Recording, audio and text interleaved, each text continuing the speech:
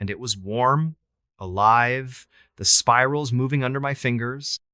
The voices surged, and I saw faces in the door's surfacina reflections, but people, their mouths open, singing. I saw the man from the first Polaroid, his face clear now, his eyes empty. And then I saw myself, my face in the door, my voice joining the song. I screamed, or tried to, but the sound was swallowed, the air too thick to breathe. I don't know how I got out. I remember running, the stairs endless, the whispers chasing me. I made it to the van, drove until the gaslight blinked, and didn't stop until I was in Spokane. I'm in a motel now, the city's noise, a faint shield against the hum. But it's still there, in my head, in my dreams, calling me back to the villa. I find spirals everywhere on my door, my notebooks, my skin, etched so lightly they bleed before I notice. Last night, I found a Polaroid in my wallet, showing me in that upstairs room, my face blank, the words, "Don't look back," written in my own handwriting. The villa is waiting. I see it when I close my eyes, its light flickering, its door open, calling me home. I don't know what lives in Red Pines or what it wants, but it knows me. If you're ever in northern Idaho, if you see a villa with a light that flickers at 2:47 a.m., don't stay, don't look at the window. Because once you do, the house never lets you go.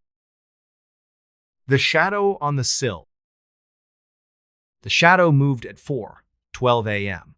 Not a flicker of moonlight or a passing car's headlights, but a deliberate, fluid motion across the windowsill of my rented cabin in Hollow Creek, Kentucky.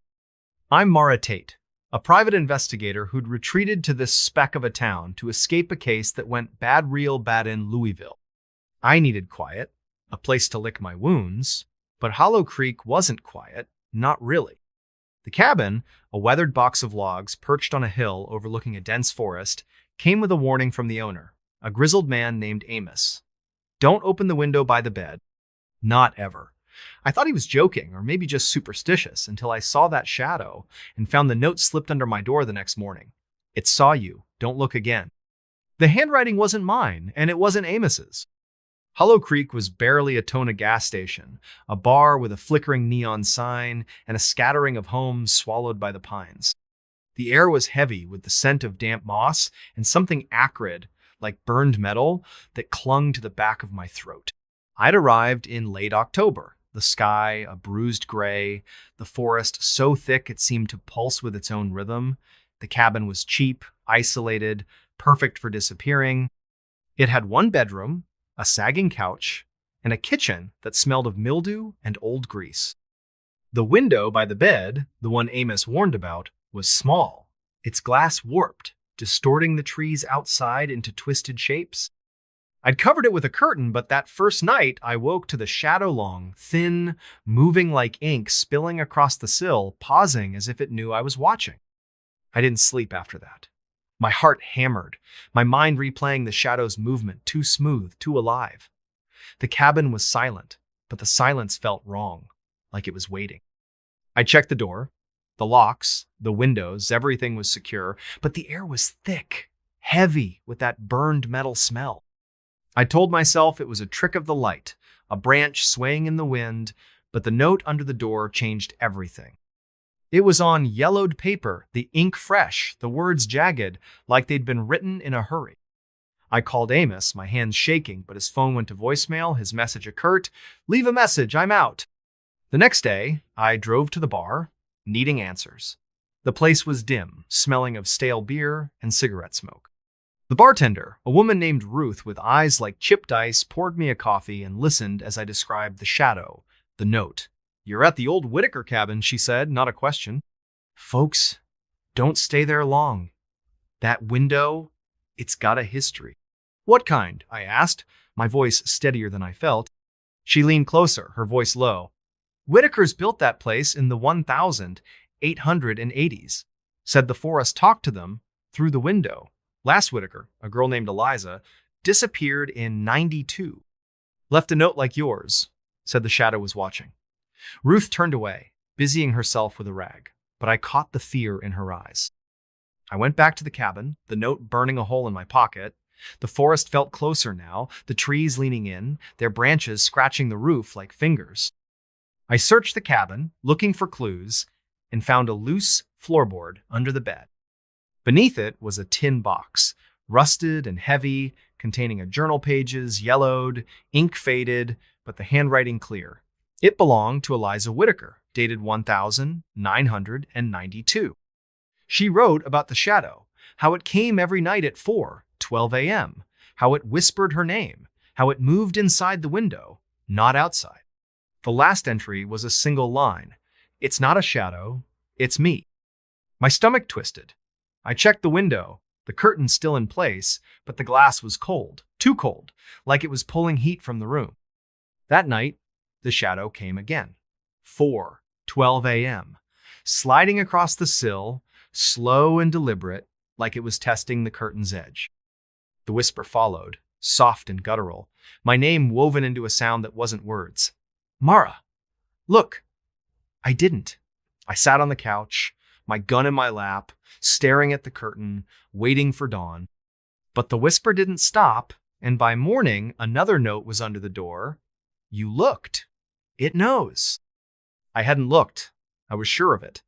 But the note felt like an accusation, heavy in my hand. I drove to the gas station, hoping to find Amos, but the clerk, a kid with nervous eyes, said he'd been gone for days. You're at the Whitaker place? He asked, his voice cracking. Get out. That window? It ain't right. He wouldn't say more, just handed me my change and turned away. Back at the cabin, I couldn't think straight. The whisper was louder now, even in daylight, a hum that vibrated in my bones. I found more notes under my pillow, in my bag, tucked inside the journal, all in that same jagged handwriting, all saying the same thing. Look. I burned them, but the ashes smelled wrong, sweet and metallic, like the forest itself. I searched the cabin again, finding scratches on the walls, the floor, the window frame thin, precise, forming a spiral pattern that matched one in Eliza's journal, labeled The Mark of the Watcher. I called a friend, Lena, a retired cop in Louisville, and sent her photos of the notes, the journal, the scratches. She called back, her voice tight. Mara, that symbol's old, tied to stories about the forest. The Whitakers thought it was a door, not to a place, but to something. Get out of there! Now. I wanted to, but the whisper was in my head, a constant pull, urging me to the window. I covered it with a blanket, nailed it shut, but the shadow came anyway. 4:12 a.m. Moving through the blanket, its form sharper now, like a silhouette of me, but wrong too tall, too thin, its head tilted at an impossible angle. I didn't sleep. I sat by the door, gun in hand, listening as the whisper grew into a chorus, voices overlapping, some soft, some screaming, all saying my name. I found another note, this time inside my coat pocket. You're already here. My handwriting, but not mine. I tore it up, my hands shaking, and decided to leave. I packed my bag, grabbed my keys, but the car wouldn't start, the engine dead, the dashboard flickering like the shadow on the sill. Desperate, I pried open the window frame, needing to know. The glass was smooth, but the wood was warm, pulsing, the spiral scratches glowing faintly. The shadow was there, inside the glass, not outside. Its form shifting, my face staring back, but not my face me. Eyes were empty, my mouth open, whispering. I smashed the window, the glass shattering, but the shadow didn't move. It reached out, its fingers brushing the air, and I felt Ida tug, like something pulling at my core, unraveling me. I ran, leaving everything, my bag, my gun, my sanity. The forest was a blur, the trees closing in, their branches snagging my clothes. I made it to the gas station, hitchhiked to Lexington, and didn't stop until I was in a motel. The city's noise, a faint shield against the whisper. But it's still there. In my head, in my dreams, calling me back to the cabin.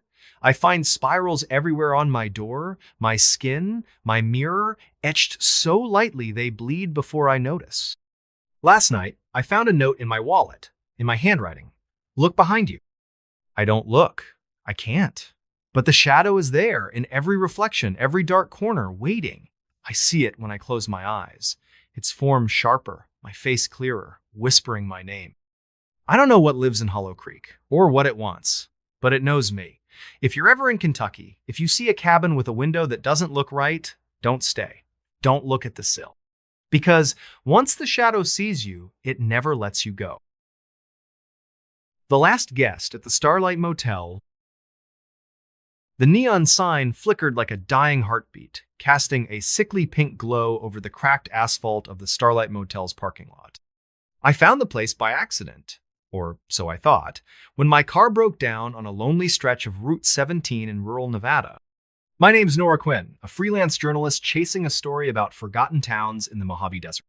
It was October, the air sharp with the scent of sagebrush and dust, and I was stranded, my old Honda Civic coughing its last breath 10 miles from anywhere.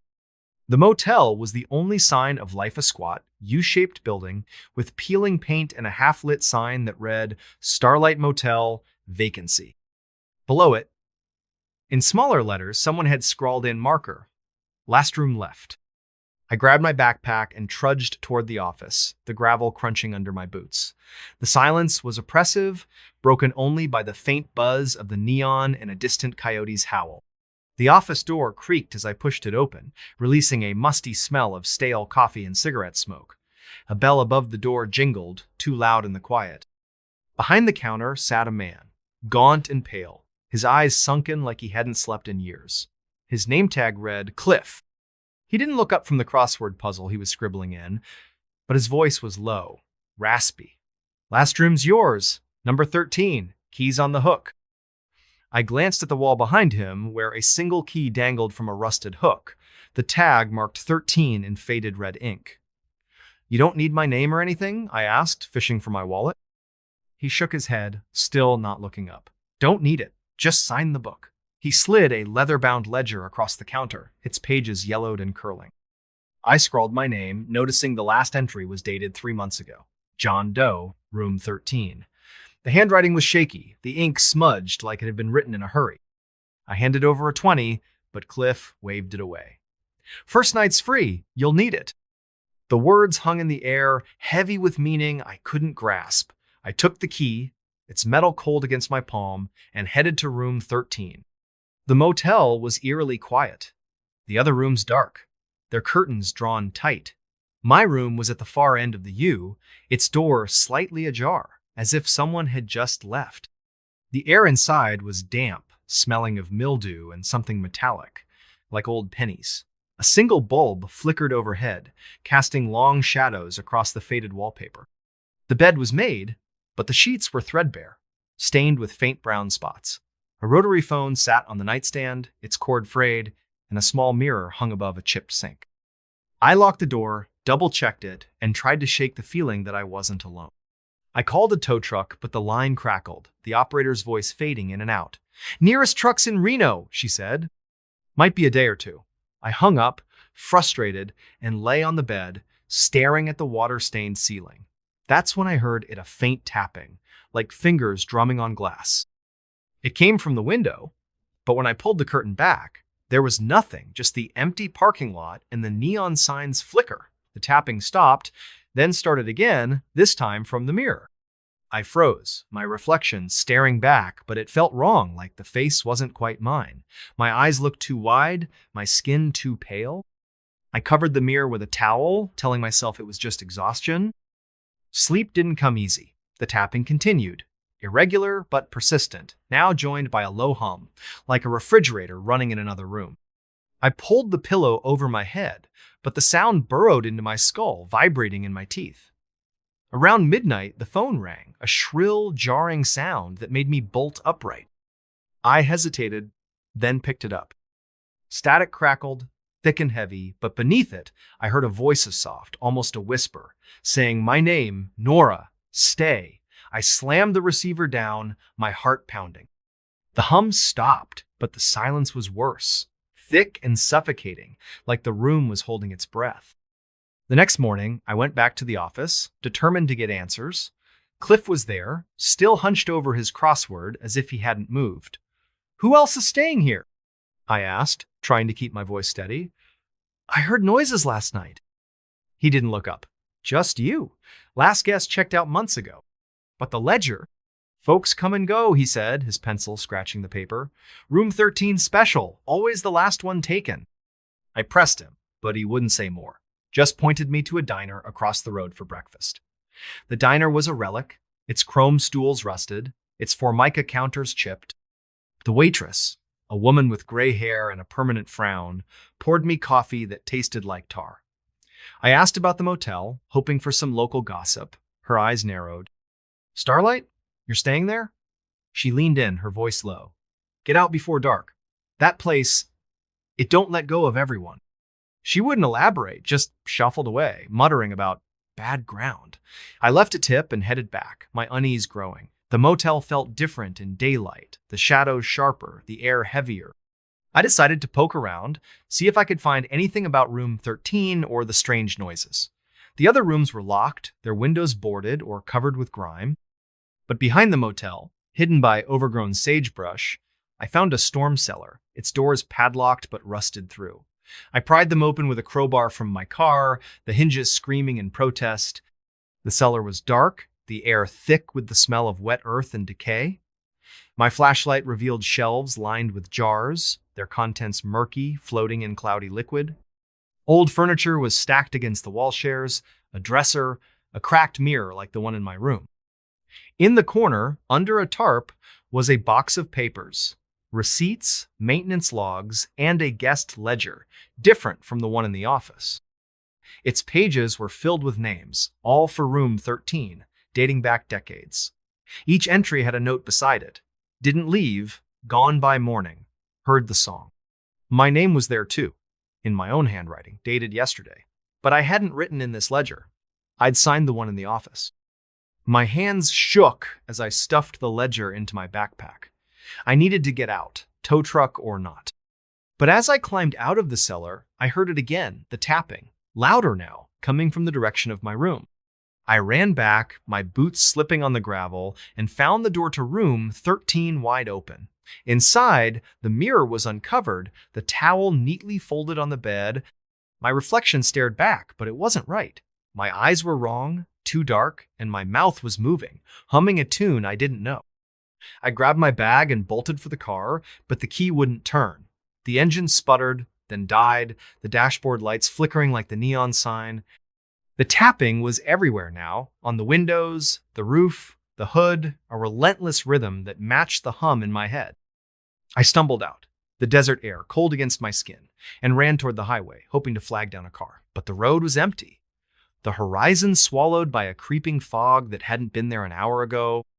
I don't know how long I walked, but the motel kept appearing, no matter which direction I went. The neon sign glowed brighter, the words, "Last room left," pulsing like a lure. I tried to call for help, but my phone was dead. Its screen cracked, showing a photo I hadn't taken. Me standing in room 13, my face blank, my hands pressed against the mirror. Desperate, I went back to the office. Cliff was gone, the crossword abandoned, half finished.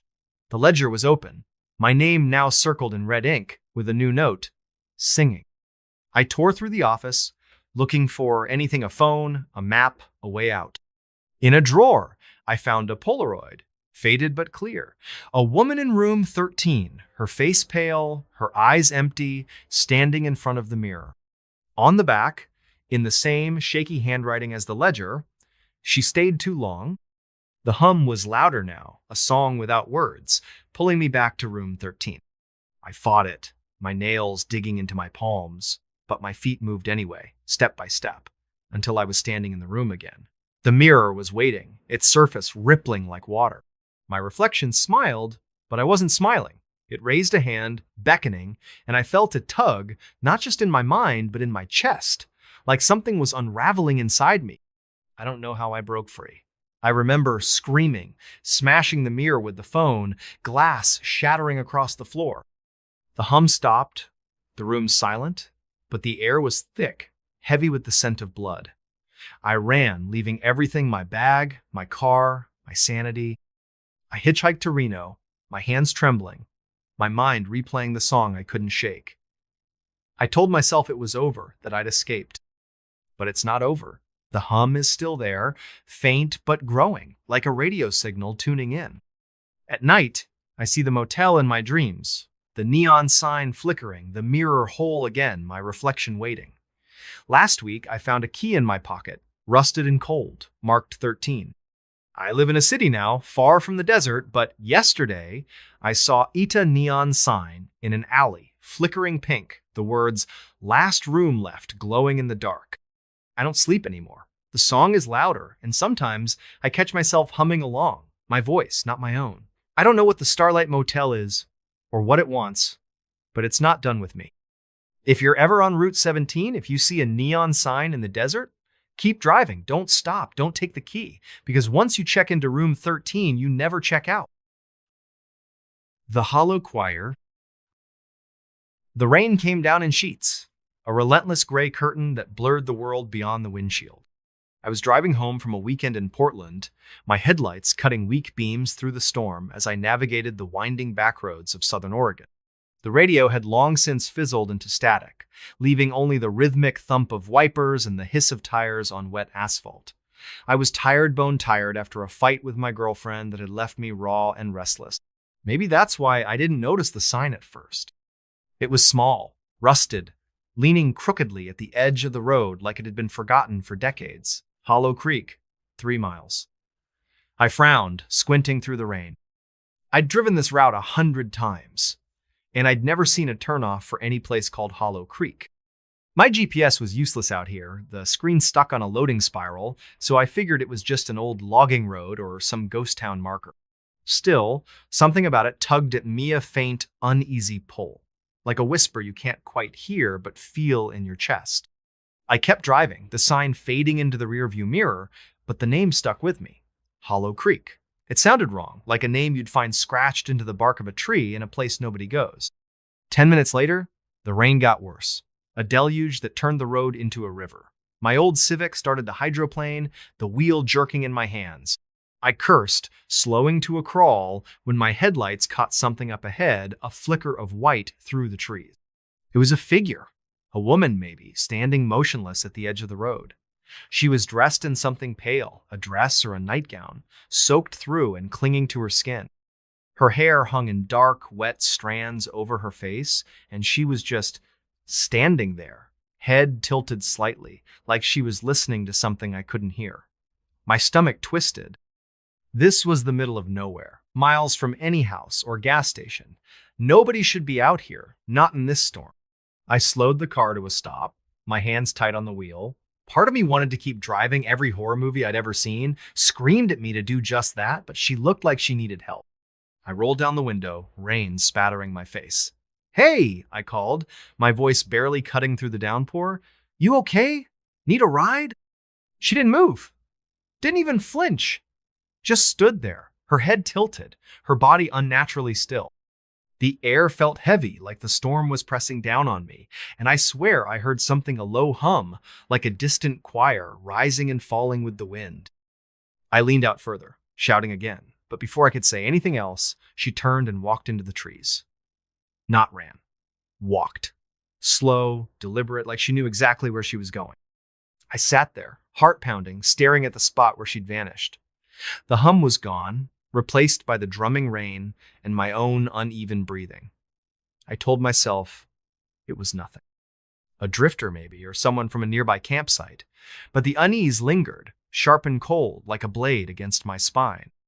I glanced at the dashboard clock, 11:47 p.m., and decided I needed to get moving. That's when I saw the sign again. Hollow Creek, 3 miles. My breath caught. It was the same sign, same rusted edges, same faded letters, but I hadn't turned around. I'd been driving straight, no loops, no detours. There was no way it could be here again. I pressed the gas, harder than I meant to, the tires spinning before catching. I didn't care. I just wanted to get out of there, away from that sign, that woman, that hum that still echoed faintly in my skull. But the road didn't cooperate. It twisted, narrowed, the trees closing in until their branches scraped the sides of my car. The headlights flickered, and for a split second, I thought I saw her again, standing in the middle of the road, her pale dress glowing in the dark. I slammed on the brakes, my chest heaving, but there was nothing, just rain and shadows. Then the engine died. The silence was worse than the storm. No hum of the motor, no wipers, just the rain hammering the roof like 1,000 tiny fists. I turned the key, but the car only clicked, dead as a stone. My phone was useless, no signal, No GPS, just a blank screen reflecting my own pale face. I sat there, listening to my heartbeat, trying to think. The sign had said Hollow Creek was 3 miles away. If I could find it, maybe there'd be a gas station, a house, something. I grabbed my jacket, zipped it up, and stepped out into the rain. The cold hit me like a slap, soaking me through in seconds. The road was a muddy ribbon, flanked by dense forest that seemed to swallow the light from my flashlight. I started walking, the beam shaking in my hand, catching glimpses of twisted branches and glistening leaves. Every step felt wrong, like I was trespassing in a place that didn't want me. The air smelled of wet earth and something else, something sharp, like ozone or burnt metal. After what felt like an hour, I saw lights ahead. Not headlights, but a faint, flickering glow, like candles in a window. As I got closer, I realized it was a town or what was left of one. A cluster of buildings, half collapsed, their wooden facades rotting and streaked with moss. A faded sign read, "Welcome to Hollow Creek Est, 1883." The letters were barely legible, eaten away by time and weather. The street was empty, the buildings dark, except for that flickering light coming from what looked like a church at the far end. Its steeple leaned crookedly, like it might topple at any moment, but the windows glowed with a soft amber warmth. I don't know why I went toward it. Maybe it was the cold, or the hope of finding someone who could help. Maybe it was something else, something I couldn't name, pulling me like a hook in my chest. The church door was ajar, creaking softly in the wind.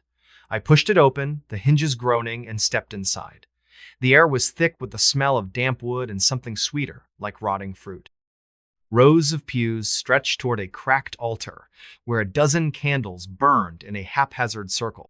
Their flames didn't flicker, didn't waver, just burned steady and bright, casting long shadows that seemed to move on their own.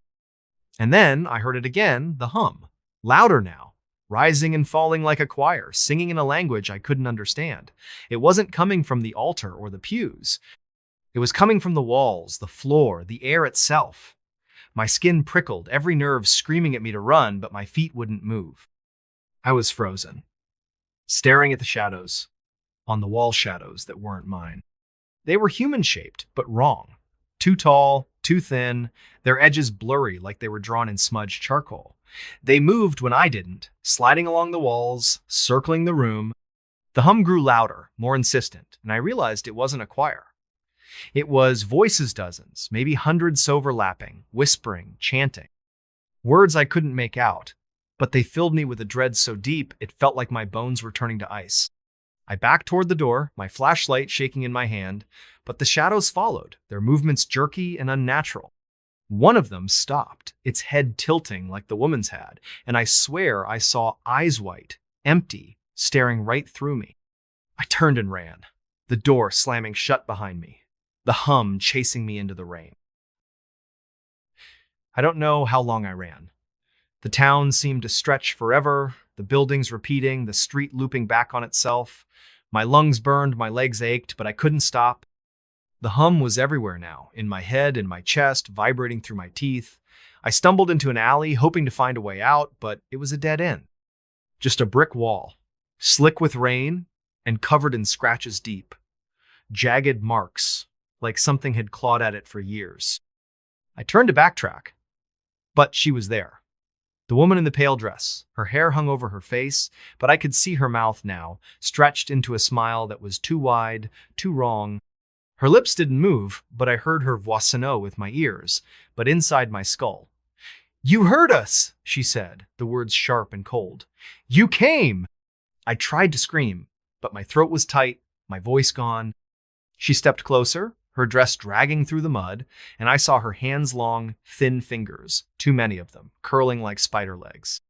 The hum surged, deafening now, and the shadows were behind her, dozens of them, their shapes twisting and merging into something I couldn't comprehend. I don't remember how I got away. One moment I was in the alley, the next I was back on the road, my car looming out of the rain like a lifeline. The engine started this time, roaring to life, and I floored it, the tires screaming as I sped away from Hollow Creek. The sign was gone when I looked back. No town, no church, just trees and rain and darkness. It's been 3 weeks since that night. I'm back in my apartment, but I haven't slept more than an hour at a time. The hum is still with me. It's faint, like a radio left on in another room, but it's there, always there. Sometimes I wake up and find scratches on my arms, shallow but precise, like someone's trying to write something I can't read. My girlfriend thinks I'm losing it, says I need to see a doctor, but I can't tell her what happened. I can't tell anyone. Last night, I found an old map in a thrift store, tattered and yellowed, dated 1890. I don't know why I bought it, but when I spread it out on my kitchen table, I saw it Hollow Creek, marked in faded ink, right where I'd been that night. I stared at it, my hands shaking, and that's when I noticed the note scrawled in the margin, in handwriting I didn't recognize. They sing to be heard. They sing to be found. I burned the map, threw it in the sink, and watched it curl into ash. But the hum is louder now, and last night I saw her again. Not in a dream, not in a memory. She was standing at the foot of my bed, her head tilted, her smile wide and wrong. The shadows were with her, their eyes glowing white, and the hum was a scream in my skull. I don't know what they want. I don't know why they chose me. But I know one thing. Hollow Creek isn't gone. It's still out there, waiting, singing. And every night, the hum gets louder, pulling me back. The Whispering Mile. The fog was so thick that night, it felt like driving through a dream. I was on my way back from a dead-end job interview in Eugene, Oregon, my pickup truck rattling along a forgotten stretch of Highway 17, a two-lane scar cutting through the Cascades. The radio was dead, the signal lost somewhere in the mountains, and my phone had been useless for hours. No bars, no GPS, just a blank screen mocking me. It was just me, the headlights, and the fog, curling like ghostly fingers around the pines. I was exhausted, my eyes burning, my hands tight on the wheel. That's when I saw Eat a Mile marker, rusted and crooked, glowing faintly in my high beams. Mile 13. I frowned. I'd driven this road before, or so I thought, and I didn't remember any mile markers out here. The number felt wrong, like it didn't belong. I shook it off, blaming the fog and my own tired brain, but as I drove on, the air grew heavier, the silence thicker. The fog seemed to pulse, like it was breathing, and I swear I heard something a faint whisper, like voices murmuring just beyond my hearing. I turned up the heat, trying to shake the chill creeping up my spine, but it didn't help. The whispers followed me, soft and insistent, weaving through the hum of the engine. 10 minutes later, I saw it again. Mile 13. Same rusted sign, same faded paint, same eerie glow. My stomach dropped. I hadn't turned around, hadn't hit a loop. The road was straight, or as straight as these mountain passes get. I slowed down, my heart thudding, and leaned closer to the windshield. The fog parted just enough to show the sign's edges, jagged and warped, like something had tried to claw it out of the ground. The whispers grew louder, not words, but a cadence, a rhythm that made my teeth ache. I floored the gas, the truck lurching forward, desperate to leave that sign behind. But the road seemed to fight me, twisting tighter, the pines closing in until their branches scraped the truck's sides like nails on a chalkboard. The headlights flickered, and for a split second, I saw something in the foga shape, tall and thin, standing just off the road. It wasn't human, not quite. Its limbs were too long, its head too small, and it moved wrong, like a puppet with half its strings cut. I blinked, and it was gone. But the whispers surged, filling the cab with a sound that wasn't sound, a pressure that squeezed my skull. Then the engine sputtered and died. The silence was a physical thing, heavy and suffocating, broken only by the soft patter of fog against the windshield. I turned the key, but the truck only clicked, lifeless. My phone was still dead, the screen reflecting my own wide-eyed stare. The whispers were clearer now, not voices, but a chorus of sound hisses, clicks, low moans that seemed to come from the fog itself.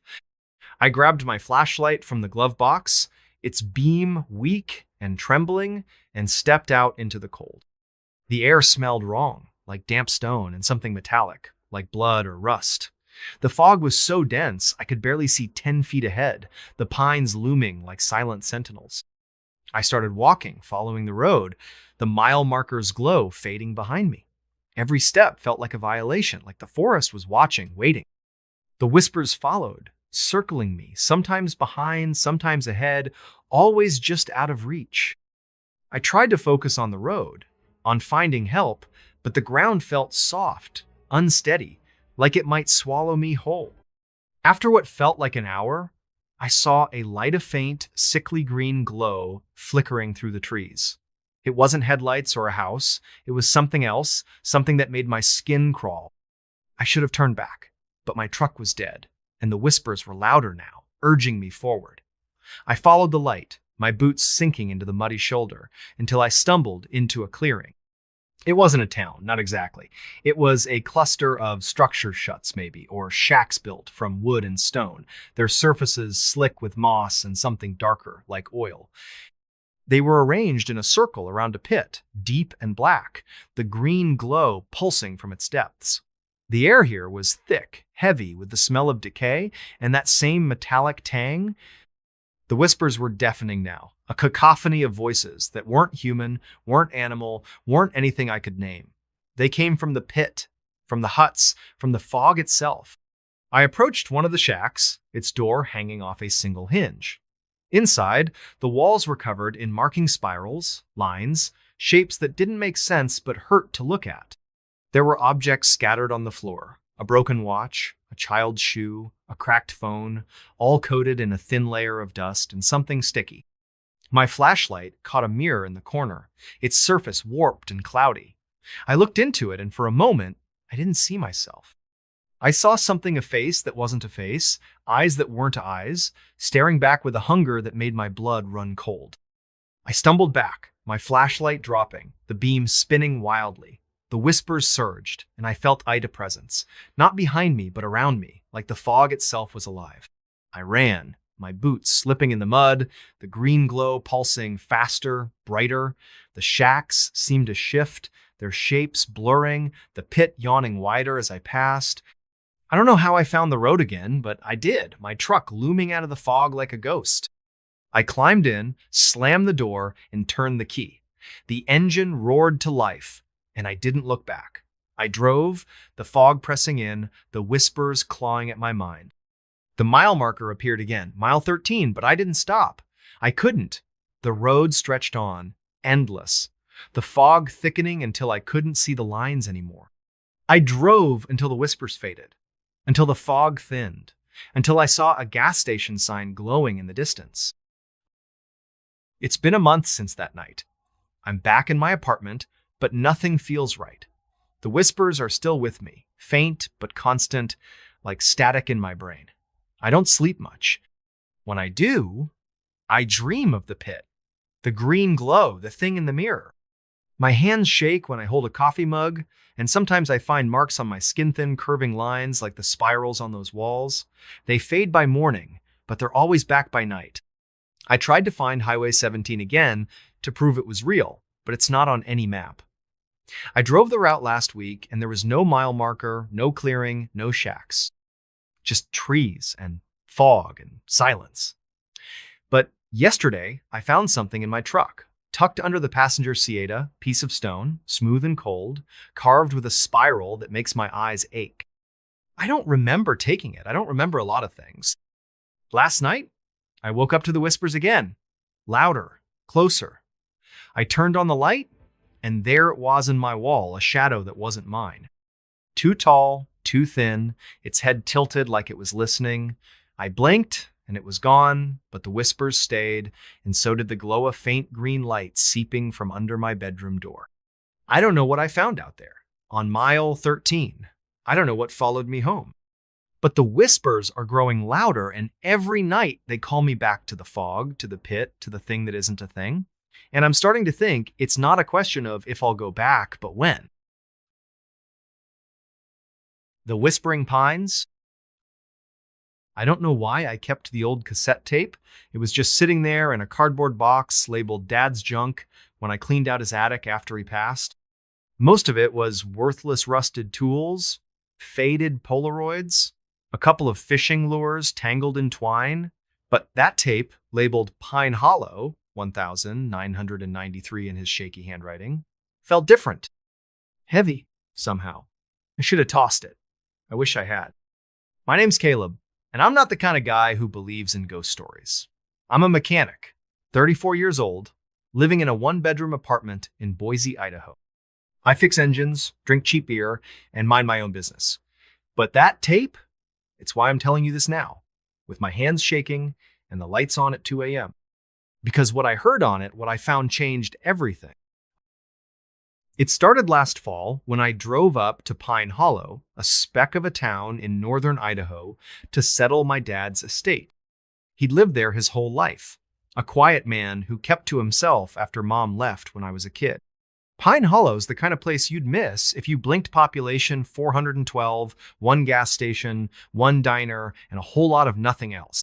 The town's nestled in a valley surrounded by dense pine forests, the kind that seem to swallow sound and light. The air always smells like sap and damp earth, and the wind carries this low, eerie whistle when it cuts through the trees.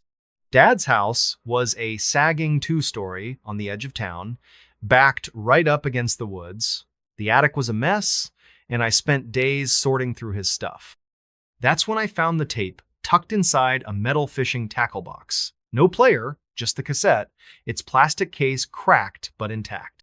I figured it was one of Dad's old fishing trip recordings she used to narrate his outings like some wannabe nature documentarian. But the label, Pine Hollow 1993, bugged me.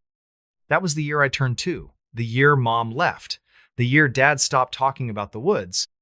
I didn't have a cassette player, so I drove to the only electronics store in a 50-mile radius, a pawn shop in Coeur d'Alene. The guy behind the counter, a wiry dude with a neck tattoo, sold me a dusty Walkman for $10. That night, back at Dad's house, I sat at the kitchen table, the tape in hand, hesitating. The house was too quiet, the kind of quiet that makes you hear your own heartbeat. Outside, the pines swayed in the wind, their branches scratching the roof like fingers on a chalkboard. I popped the tape in and pressed play. Static hissed through the headphones, loud enough to make me wince. Then Dad's voice came through, low and unsteady, not the warm baritone I remembered from childhood. October 12, 1993. This is John Tanner. If you're listening to this, something's gone wrong. I'm in the woods behind Pine Hollow, near the old logging trail. I don't know what's out here, but it's not right. A pause. Wind howled through the recording, sharp and biting. Then a low, guttural hum, like a distant machine, but softer, almost alive. My skin prickled. It started 3 nights ago. I saw something out here, in the trees. Eyes, maybe. Too big to be a bear, too still to be human. I thought it was nothing, just my head playing tricks. But it's been following me. Watching. Last night, it got closer. I heard it whispering my name. The tape cut out for a second, then snapped back. Dad's voice was quieter now, like he was crouching, hiding. I'm leaving this here in case I don't make it back. If you find this, don't come looking for me. Don't go into the pines.